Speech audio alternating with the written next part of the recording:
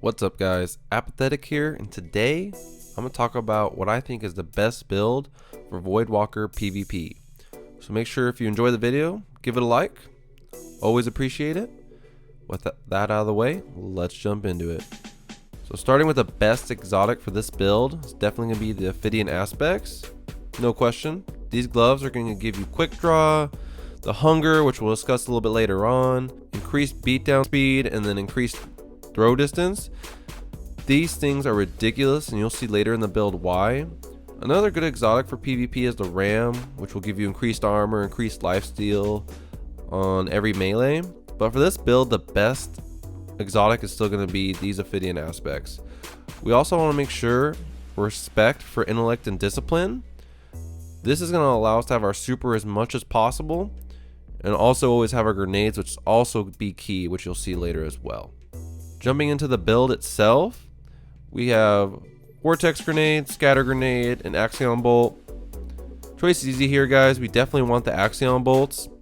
These grenades offer so many advantages since they track your enemy. You can push people out of hiding, force the enemy to give up a favorable position, use them as a play starter for your engagements.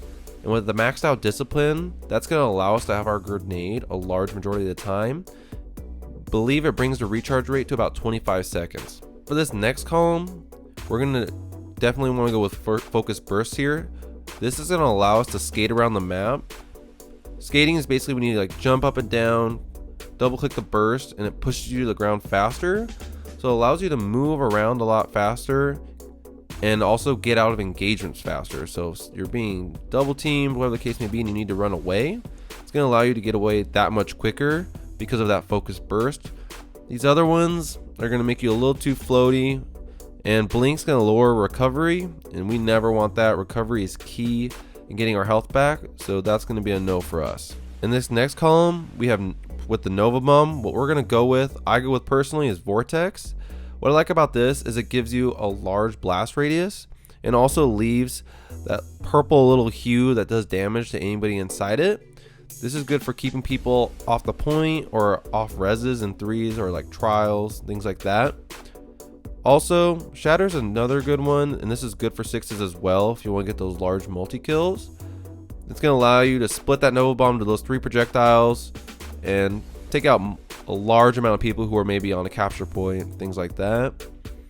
Now Lance, I know a lot of people like Lance. For me, I've never been a big fan just because I find people whiff this one more often because it shoots in a straight line, and I feel like the blast radius isn't quite as high, and it's easier to kind of miss with this one. It does have advantages in the sense that the animation is faster, so you're more likely to get the Lance off. But if you're whiffing it a large majority of the time, that's where I kind of go back to Vortex, where I have more room for error, bigger blast radius. And for this next column, guys, so this is going to be our charged melee we're choosing here, and for the energy drain, so we have Surge, which increases our movement speed when we damage someone with energy drain, Lifesteal, which restores a large portion of our health when we damage someone with energy drain, and Soul Rip, and this reduces the cooldown of our Nova Bomb. And what we're going to go with here is Lifesteal. So being able to regenerate a large portion of your health, this is going to be huge for our survivability and can easily turn around an engagement. So you could take out one guy, another guy comes at you, you're weak, you beat him down, a lot of your health comes back, and now you just turn the tables on them essentially, and you can take them out. It's a great way to stack up those kills and chain kills together by regenerating your health. If I were to choose a second one, I like Surge, just because for that same kind of reason of chaining kills together, and kill one guy, jump with that beatdown, trigger that Surge, and close the gap between his other teammate that much quicker because of that increased movement speed. Now in this column, in the second to last column, what we're going to want here is Arcane Spirit. So that's going to increase our recovery and toughness, and the Divine Order also increasing our toughness. And what that's going to do is give us max armor and recovery, and that's going to be key, right? So we can take a lot more damage, recover, our health comes back that much quicker. All about survivability here, guys. The longer we can stay alive, the more kills we can get.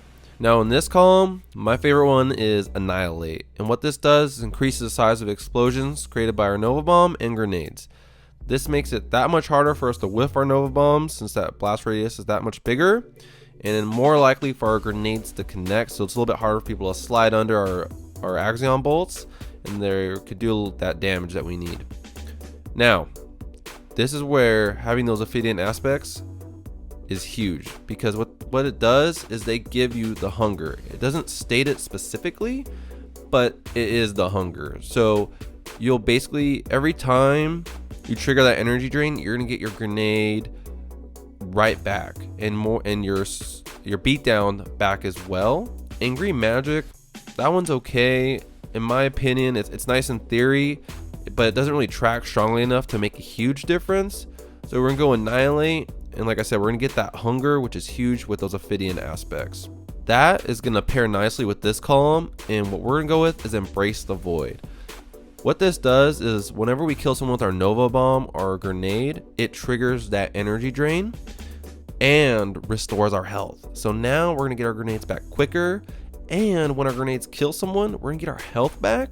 You freaking kidding me? Like, that is insane. That is insane, guys. That's what we want. Our health back, always having our grenades. I mean, that we can just go on crazy sprees with this, guys. It allows you to constantly be throwing your grenades, play starting with your grenades, getting people out of cover, cleaning up kills, and in the meantime, you're getting these kills, you're getting your health back and getting your grenade back. It just changes together so effectively. Bloom, we're just gonna leave this here. I don't think I've ever seen anybody killed by Bloom on a Voidwalker. Not really a lot of utilization there. Vortex Mastery would be like your second best one.